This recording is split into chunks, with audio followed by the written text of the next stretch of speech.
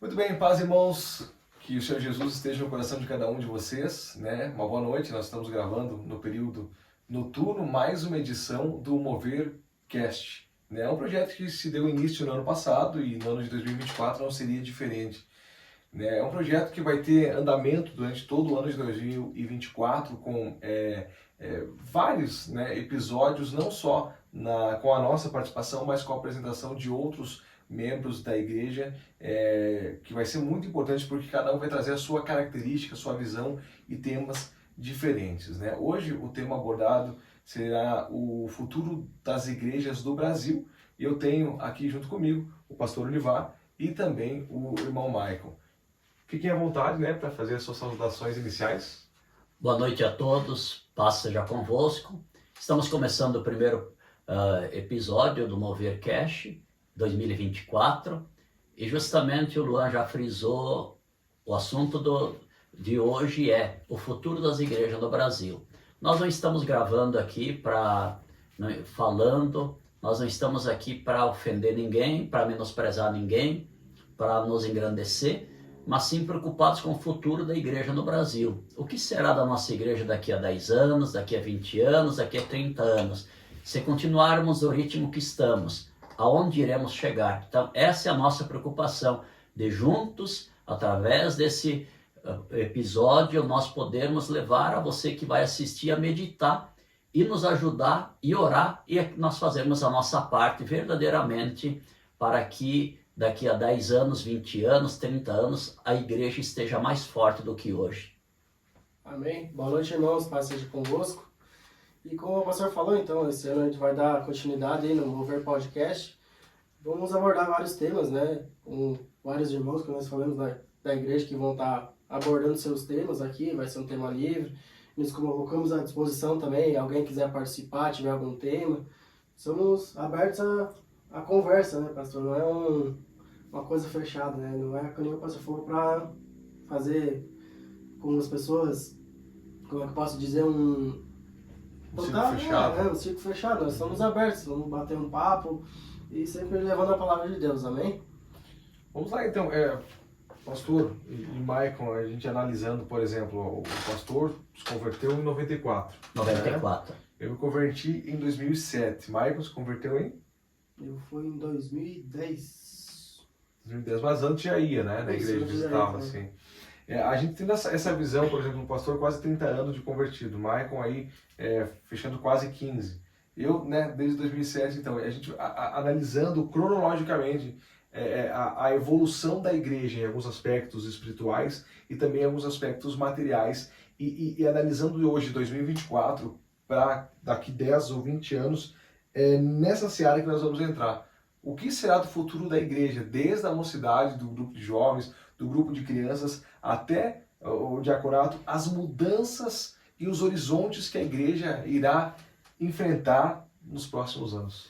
Nós temos um espelho da Europa que não investiu na geração futura, na criança, nos jovens. Infelizmente, hoje nós vemos a Europa, as igrejas onde teve países com grandes avivamentos, por onde passou John Wesley, Carlos Wesley, Finney, Spurgeon, o grande avivamento dos Estados Unidos que houve na Rua Azusa, e nós percebemos hoje uma grande parte desses lugares se tornando boates, se tornando cassinos, se tornando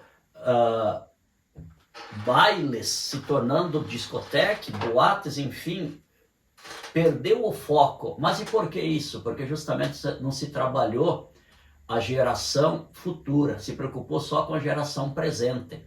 E eu vejo o Brasil indo no mesmo caminho. Você falou, me converti em 94, e de lá para cá eu tenho percebido uma grande diferença, uma mudança. Onde eu vejo o principal fator que nós como igreja estamos errando. No nosso ponto de vista, a igreja são aqueles que eu vejo como pastor, aqueles que vêm no domingo e sentam na igreja, ou vêm na terça e sentam na igreja, mas a igreja de Cristo, a igreja que Cristo sonhou, não é a igreja que vem apenas sentar. A igreja que Cristo sonhou é a igreja da segunda-feira, da porta para fora, que o mundo lê. Eu e você somos a igreja. Todos nós somos a igreja. A Iequetonial é composta por pessoas. Aqui é apenas um prédio, como as demais igrejas. E se não for priorizado o Espírito Santo, o que nós vivemos um tempo hoje é de uma igreja coach, é de uma igreja de resultados, é a teologia da prosperidade, onde se prega só os favores de Deus, sendo que o verdadeiro evangelho é a renúncia, é entrega, é viver para o próximo e não para mim. É querer o melhor do próximo e não o melhor para mim apenas. Pastor, a gente percebe que muitas pessoas que frequentavam a igreja, que tiveram uma vida com Deus, que tiveram um ministério, né, que hoje se encontram afastadas, até sentem a vontade de vir para a igreja, até tentam, ou talvez sentem no coração o desejo de voltar até aquela essência da oração que outrora tinham, mas não tem força ou não sabem aonde encontrar Deus, não sabem onde Deus está na vida delas. Pastor, onde é que Deus se encontra na vida dessas pessoas? Essas pessoas vieram para a igreja a convite de um familiar, a convite de um amigo. E a igreja peca no seguinte sentido: na hora que nós, como igreja, convidamos alguém, vem lá na igreja para receber o milagre. Vem na igreja que Deus vai fazer aquilo. Vem na igreja que Deus vai fazer aquele outro. Então a pessoa estava com problema no casamento, foi convidada a vir para a igreja. Deus faz a obra, faz. A pessoa estava com problema, alguém com drogas, com álcool, vem para a igreja, Deus liberta, liberta. A pessoa estava com problema de algum familiar com câncer, nós temos exemplo aqui na igreja, que Jesus curou de câncer, Jesus libertou de drogas, nós temos exemplo em todas as áreas. As pessoas vieram para a igreja, Jesus fez a obra, fez, ele faz, faz. Só que o evangelho não se resume apenas nisso. E as pessoas vêm e a pregação é em torno dos favores de Deus. Ah, faz isso que Deus te dá aquilo, faz isso que Deus te dá aquele outro. Aí dá oferta aqui que Deus vai fazer lá, dizima aqui para lá, ora aqui para receber ali. Não. Nós precisamos ofertar por amor a Deus, precisamos dizimar por amor a Deus, precisamos orar por amor a Deus, precisamos vir para a igreja por amor a Deus, independente daquilo que Deus fizer. Precisamos servir a Ele por aquilo que Ele é. E Jesus Cristo é o único caminho para nós ir para o céu. Então as pessoas vêm e participam de um culto coach, de um culto motivacional, vêm e participam de um culto só dos favores de Deus. Mas precisamos entender que uma caminhada com Cristo, ela é uma caminhada de lutas e vitórias. Lutas e vitórias. E nem sempre o propósito de Deus é aquilo que o Maicon quer e veio buscar. O propósito do pastor Olivar, do Luan, eu na minha vida nunca planejei ser pastor. Eu estudei para ser professor. Fui professor durante muitos anos. Exerci a profissão durante 15 anos. Mas o chamado que Deus tinha para mim não era esse. Tanto é que depois do passar do tempo, eu larguei a sala de aula e você sabe que a gente já está aqui há 13 anos. Então o que eu quero dizer, por que tem tantas pessoas afastadas da igreja? Porque foram por causa do pastor, foram por causa do ministério, foram por causa dos favores de Deus. E sendo que o verdadeiro evangelho é renúncia. Jesus fala o quê? Aquele que não toma sua cruz e segue após mim não é digno de mim. Então, justamente as pessoas estão decepcionadas, vieram em busca de Deus, têm sede por Deus, mas estão decepcionadas com a igreja. Não estão decepcionadas com Deus. Estão decepcionadas da maneira com que conduziram elas a Deus. E nós não estamos aqui criticando a igreja, criticando o ministério. Não estamos aqui dizendo que a nossa igreja é melhor, que somos o melhor pastor, a melhor igreja. Não. Nós estamos abordando um assunto preocupante, que da maneira como a igreja no Brasil está indo, daqui 20, 25, 30 anos, 2050, se Jesus não voltar, tem muitos ministérios que vão desaparecer. Por quê? Porque o seu líder recebeu a visão de Deus, mas com o passar do tempo, ele achou que é mais do que Deus. Não vou fazer nome de ministérios, Não vou fazer nome, mas esses dias alguém falou que foi em uma igreja, sentiu a presença de Deus, começou a falar em línguas. O pastor falou para ela, não, aqui não é lugar de falar em línguas. Nós não temos culto para falar em línguas. Espera aí, aonde fica o Espírito Santo? Então, se Deus, ele não fizer a obra, precisamos entender, ele é Deus. Se Deus não curar, ele é Deus. Se Deus não transformar, ele é Deus. Mas ele transforma por amor a nós. Mas nós não podemos estar presos justamente nos favores de Deus. E o que se ensina hoje é a teologia da prosperidade, é o evangelho coach, é só os favores de Deus. Por isso que tem tanta gente desviada. O Brasil tem uma pesquisa que quase outro tanto de que estão congregados à igreja tem outro tanto desviados. Meu Deus. Mas o senhor falou agora sobre essa pregação, a coach, da questão de massagear o ego, né? De as pessoas virem para ouvir só o que querem ouvir, né? Ouvir o que o seu coração deseja e não o que o seu coração necessita, de certo modo.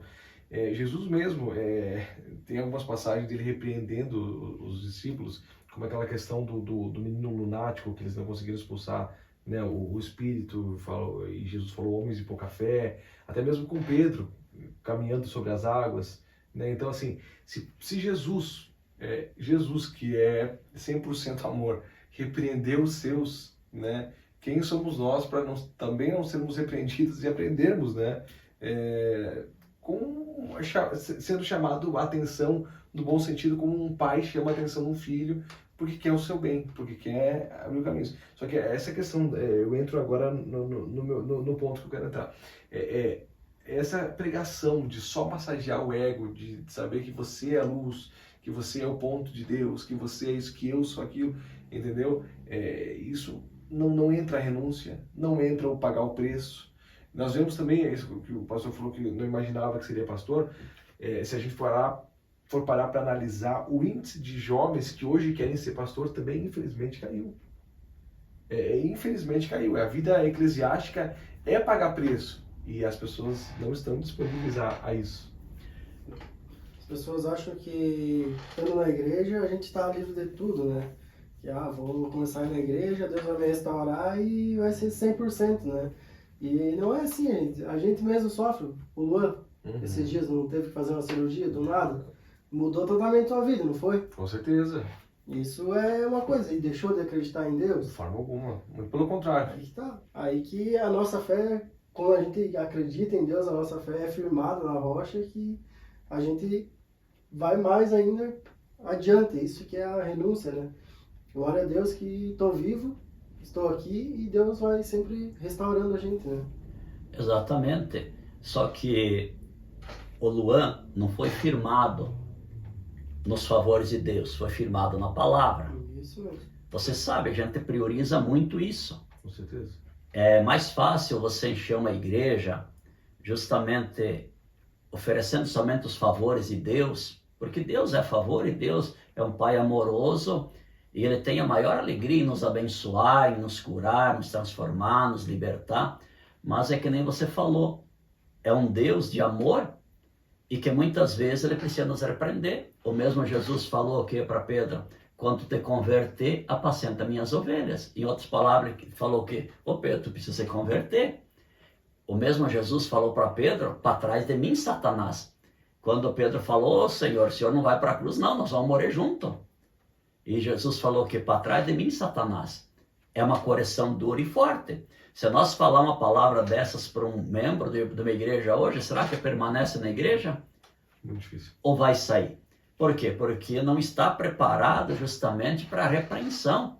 Mas nós precisamos entender que o mesmo Deus que ama é o mesmo Deus que corrige.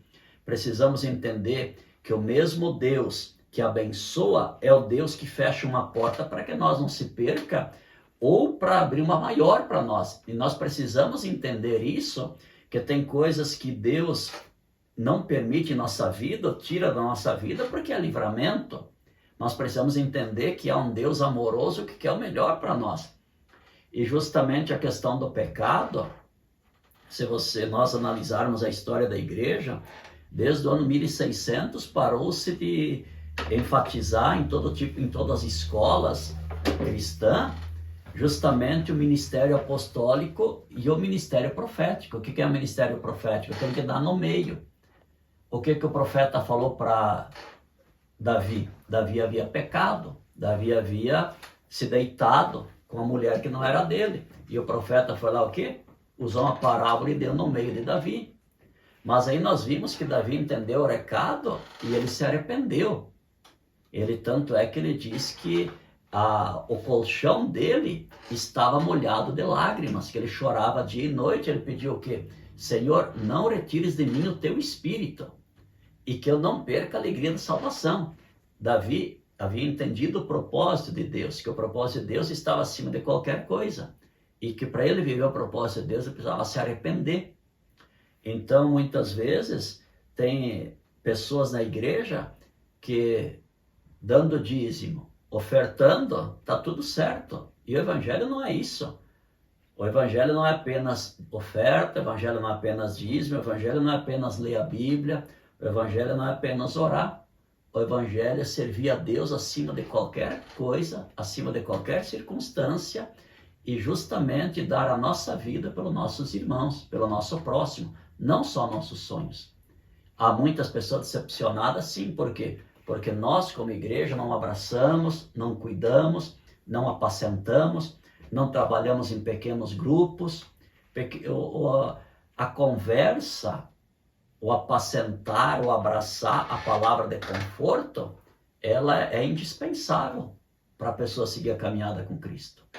Sem dúvidas. Pastor, nós conversávamos agora, direcionamos mais a essa questão da nossa visão em relação a pregadores, a pregação coach, enfim, justamente para falar sobre as igrejas do Brasil no futuro. Mas eu também abro um leque, eu e o Maico como músicos também, sobre a questão dos louvores, que também mudaram muito.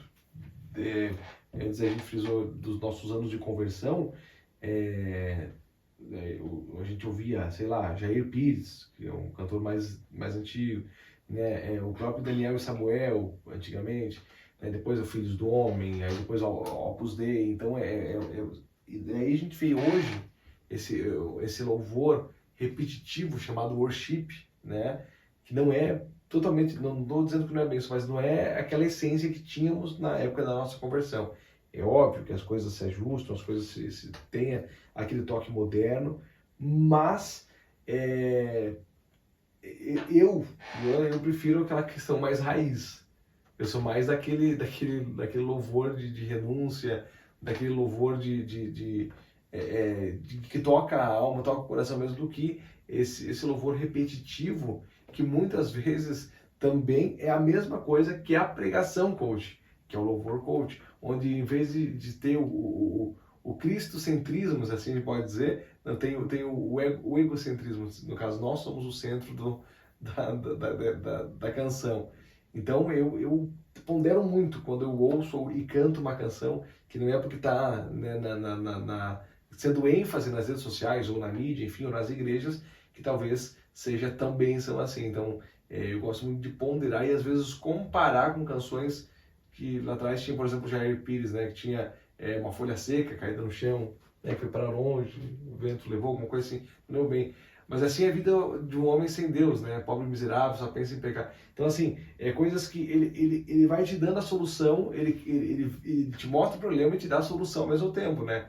E os louvores de hoje não, os louvores de hoje é só vitória. Mas isso se leva também, como nós estávamos falando da própria igreja, que é o que as pessoas querem ouvir, Sim, né? exato. Há muita coisa que, tipo, mas lá naquela igreja toca worship, é o que todo mundo tá ouvindo, então eu vou lá. E muitas vezes não é isso, Deus fala em todos os louvores, né? É que nem falamos, nós vemos uma essência diferente, nós vivemos lá na nossa infância isso. E é o que está acontecendo agora, os nossos pequenos lá na escola, que estão agora, não estão vivendo esse ensino, essa convivência que nós tivemos quando era pequeno, né? Que desde pequeno nós, quando tinha a igrejinha na frente de casa, era só louvor assim também. E a gente cresceu ouvindo isso. E só para agregar ainda nesse assunto, tem alguns cantores que gravam vídeos para as redes sociais que falam assim, hinos que não deveriam ter sido parados de cantar na igreja, parte 1. Aí cantam uns tipo 5, 6 hinos parte 2. Cara, isso é maravilhoso, eu gosto muito disso. Aí tem hinos que tu cantava, que nem a gente lembra que cantava, né? E que os hinos foram ficando para trás devido à chegada o advento de novos estilos de hinos também, por aí vai. E o mesmo para as pregações coach também, como a gente falou, a renúncia, o joelho no chão, servir e não ser servido, isso muitas vezes tem se deixado de lado. Eu vejo a música, eu vejo o louvor, assim como a pregação, quanto mais estiver alinhado com a Bíblia, quanto mais estiver alinhado com os princípios bíblicos, a letra, quanto mais estiver alinhado com os princípios bíblicos, a mensagem, mais ela vai tocar nas pessoas. Eu vejo que existia um alinhamento maior da mensagem, existia um alinhamento maior dos hinos, das músicas, da letra cantada, um alinhamento maior com a Bíblia, uma renúncia maior, uma entrega maior. E com o passar do tempo, eu vejo uma sociedade inteira envolvendo escolas, envolvendo televisão, rede social, tudo trabalhando contra os princípios cristãos. Tanto é que esses dias meu neto chegou e perguntou para mim: vô, você escolheu ser homem? Eu falei: não, Deus me fez homem, porque Deus só criou homem e mulher, Deus só criou macho e fêmea. Mas nós vemos hoje o colégio, as escolas usando uma linguagem neutra. E não, a Bíblia nós temos que ter posição. Então nós vemos a igreja pensando muito em agradar o mundo, sendo que não, os profetas, nenhum profeta veio para agradar o mundo, veio para trazer o recado de Deus. O ministério profético, o ministério apostólico, ele é para trazer o céu na terra, a glória do Senhor. E para a glória do Senhor se manifestar, o pecado tem que sair. O Brasil é o país do avivamento, segundo as profecias. Esse caos que nós estamos vendo, vivenciando e a cada dia aumentando, é justamente para as pessoas aumentarem a dependência de Deus, para nós não vivermos o que a Europa vive hoje, onde eram as igrejas de grandes pregadores, John Wesley, Carlos Finney, Spurgeon, a própria Rua Azusa, o grande avivamento, que depois dessa Rua Azusa, ali do avivamento da Rua Azusa, é que teve origem a igreja quadrangular, a Aimee Semple McPherson, fundadora da igreja. Então foi através de um mover do Espírito Santo, que nós precisamos priorizar nas igrejas, é o mover do Espírito Santo nas mensagens, nas canções, em tudo aquilo que fizemos. O que está faltando é priorizar. Jesus falou para os discípulos: permanecei em Jerusalém, até que do alto sejais revestidos de poder. E os 120 permaneceram lá. Os 120 obedeceram. Os 120 foram cheios do Espírito Santo para depois sair. O que está faltando é nós se enchermos do Espírito Santo. Senão, verdadeiramente, a igreja brasileira caminha para decadência, o mesmo caminho da Europa.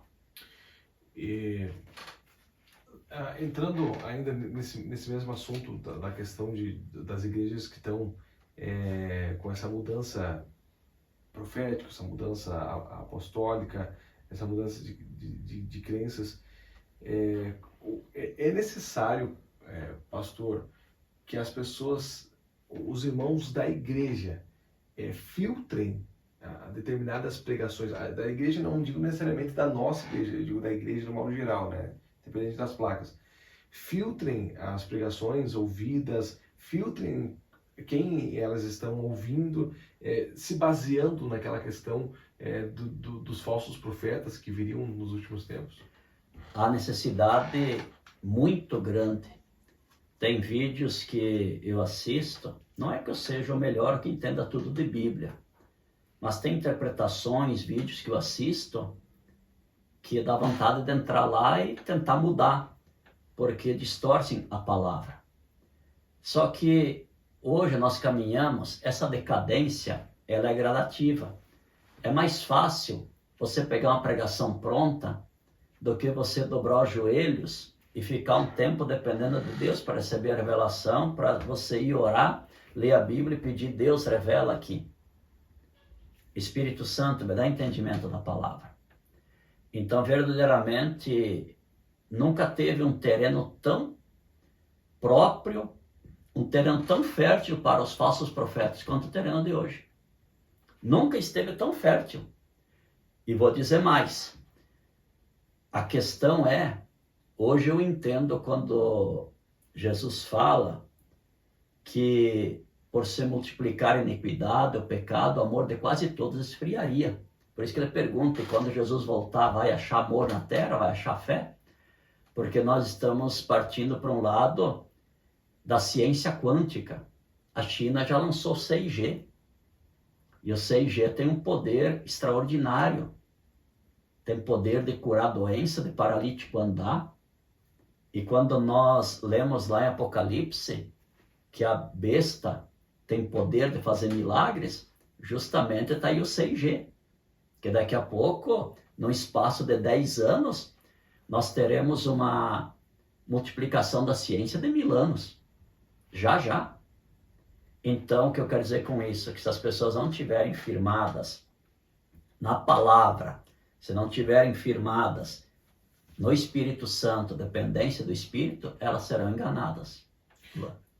Esse avanço tecnológico que o senhor frisou aí é muito interessante, porque, pastor, porque a Terra, a nossa vida aqui na Terra, ela é totalmente cíclica, né? Desde de temperatura, de mudanças climáticas, a questão de economia, a queda da Bolsa em 29, enfim, várias questões.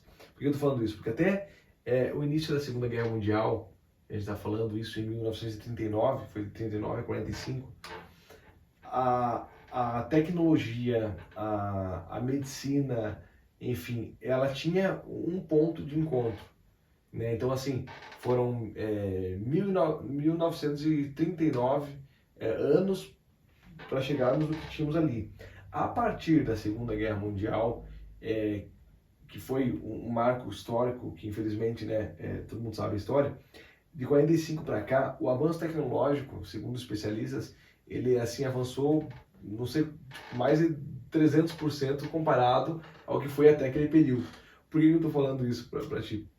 Porque a partir do momento que a tecnologia avança mais do que avançou até aquele determinado momento, é um sinal, juntamente com o advento daqueles pregadores que distorcem a palavra, com a chegada de religiões que dizem que tem outro caminho de aceitação, que não seja Jesus. Explico. Lá não te aceitam do jeito que você é, vem para cá, porque aqui a gente aceita, aqui a gente segue outra coisa, né? Não segue esse Deus opressor, né? E com o aumento disso aqui, somado ao aumento da tecnologia, ao avanço da tecnologia em pouco tempo, é um sinal claro de que a volta de Cristo está perto. Exatamente. A volta de Cristo está mais próxima do que nós imaginamos. Quanto mais nós lemos ciência, história, geopolítica e nós analisamos, mais evidente ficam os sinais da volta de Cristo. Mas nós precisamos entender que aí exatamente entra a questão que mais precisamos do Espírito Santo em nossas vidas. Que mais precisamos do discernimento do Espírito. É o momento que mais nossas famílias, nossas crianças, nossos jovens precisam desse discernimento. E os nossos jovens hoje, nossas crianças são bombardeadas por informações. Hoje tem informação de todo tipo, que as pessoas ficam até confusas. E se nós pegarmos e olharmos a Bíblia junto com a ciência, está exatamente batendo uma velocidade espetacular, estrondosa. O que está faltando junto vai vir também o avivamento. Que tu mencionou a Segunda Guerra Mundial, você mencionou alguns eventos que aconteceram, e nós percebemos que nos países onde aconteceu um avivamento, sempre foi dentro de um caos social, sempre foi dentro de uma crise. E hoje o Brasil está vivendo um momento que a cada dia mais está se afunilando e aumentando a crise. Não falo de partido, não falo de governo, eu falo de sistema, onde a mentira é verdade, a verdade é mentira, mas justamente as pessoas que estão fazendo isso acham que elas têm todo o poder. E você pergunta, mas por que Deus está permitindo isso? Para se cumprir o Apocalipse. Exato. E isso vai de encontro com o que o senhor falou agora há pouco sobre a questão da crucificação, né? Que Pedro falou que estava junto até a morte, apartai-vos de mim. Então, se a gente não tivesse que passar por essa situação, não se cumpriria o que estava escrito da volta de Cristo. Porque quem ainda não está preparado assim para a volta de Cristo precisa se preparar, porque não pensa que vai ser a coisa mais fácil do mundo. Vai ter uma preparação para a chegada dele. Vai ter a tribulação, enfim. Alguns teólogos dizem que a igreja já vai ter subido, outros teólogos dizem que a igreja vai estar aqui para o momento da tribulação.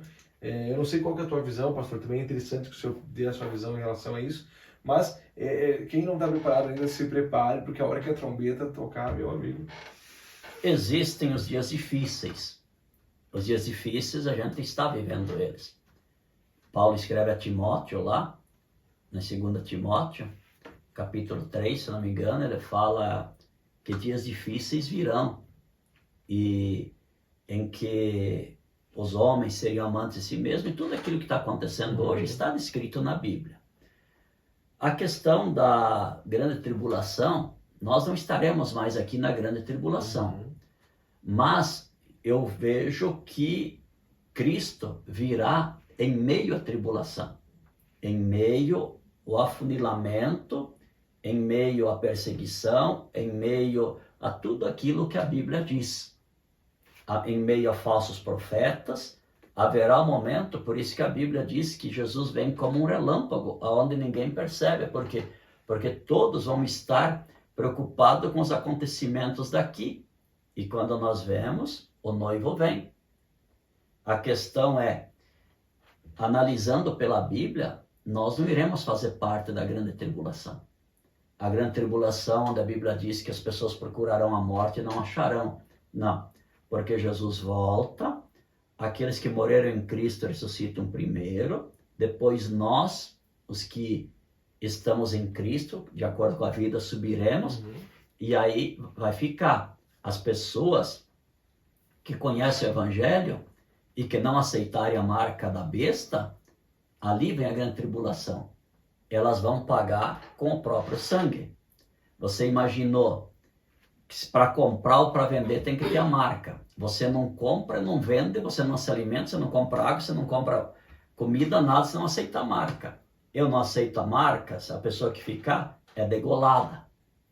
Então ali é a grande tribulação. Eu vejo desta maneira aquilo que eu tenho lido, aquilo que eu tenho estudado, e essas 3 classes de pessoas não participarão do juízo final.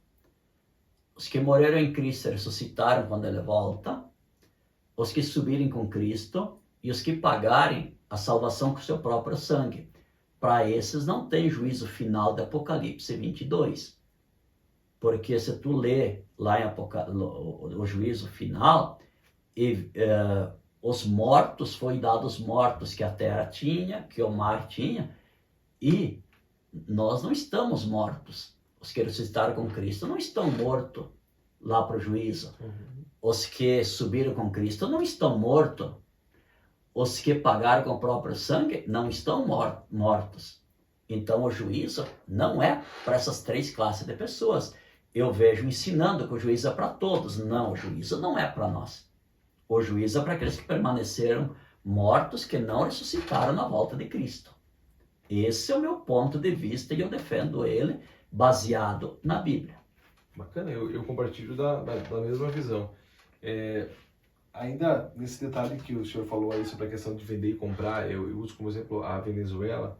Eu tenho uns amigos lá e que eles me falaram que eles têm um cartão que é estatal, cartão do próprio governo. China também. Pois é, e com esse cartão eles têm descontos assim muito relativos na compra de alimentos, né, os alimentos que conseguem chegar até eles, por ter esse cartão simboliza que faz como se fosse um simpatizante do governo, né?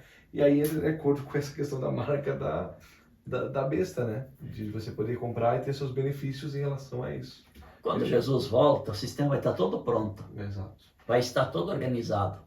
Você olha assim, Elon Musk se torna trilionário, satélite por todo o mundo. Por que Deus permitiu? Aí dizem isso, não, Deus permitiu que ele crescesse assim porque a visão dele era que o mundo inteiro tivesse internet. E aí você vai lá para Apocalipse 11, as duas testemunhas, que as duas testemunhas voltam, e aí a Bíblia fala que farão sinais, que condenarão o pecado, e que o mundo vai ficar apavorado, e que depois vão matar e vão jogar elas na rua, e elas ficarão 3 dias mortas, e depois ressuscitarão. Então, se você... E o mundo inteiro verá. Como que o mundo inteiro verá? Através da internet. Sim, com certeza.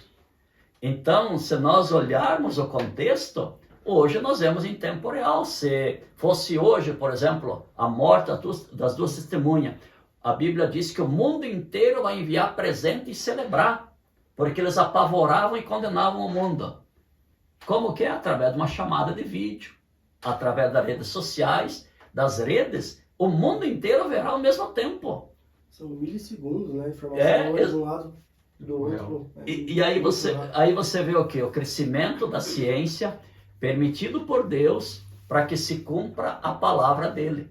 Aí você vê no Brasil pessoas achando que são Deus, perseguindo aqueles que pensam diferente, perseguindo aqueles, prendendo o inocente, soltando o culpado, assim como aconteceu com Jesus lá. Sim. Só que nós precisamos entender que essas pessoas, embora não creiam em Deus, estão a serviço de Deus.